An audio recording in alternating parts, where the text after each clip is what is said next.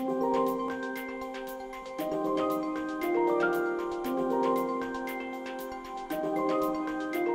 est présent en France depuis 1954 et on est présent à Amiens notamment depuis 1964 et également à Blois.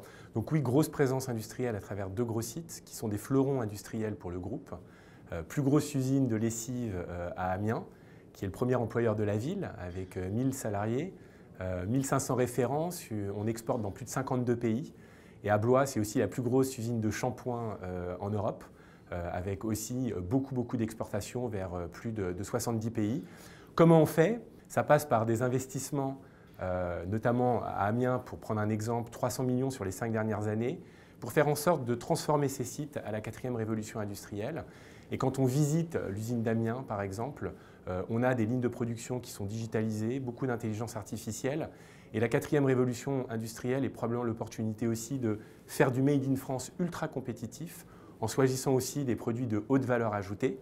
Il y a aussi la dimension humaine, 1000 salariés par exemple pour Amiens, 1000 salariés avec un savoir-faire français et un emploi local de très grande qualité, avec un lien avec des collèges, des lycées pour vraiment éduquer, en tout cas ouvrir vers les métiers de l'industrie la jeune génération, des jeunes hommes aussi, des jeunes filles, des liens avec les écoles d'ingénieurs aussi, l'école d'ingénieurs d'Amiens, avec le rectorat, pour faire en sorte, encore une fois, d'avoir vraiment un emploi local de très grande qualité.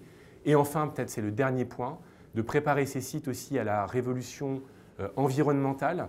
Et là, encore une fois, des sites qui font référence, 0 déchet pour les 2 sites, 100% d'énergie renouvelable, et avec, notamment pour le site de Blois, un ratio entre les litres utilisés pour produire, disons, une production donnée qui est la meilleure au monde parmi toutes nos usines de shampoing.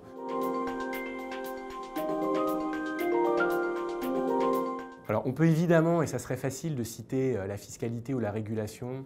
Celui que j'ai envie de citer, c'est vraiment la bataille culturelle, la bataille d'image. Comment incarner l'industrie.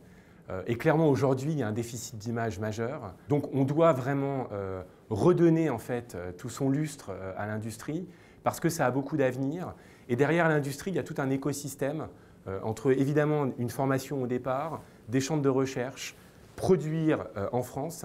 Et après, si on va même jusqu'au consommateur, aujourd'hui, il y a une vraie appétence de nos consommateurs pour le Made in France.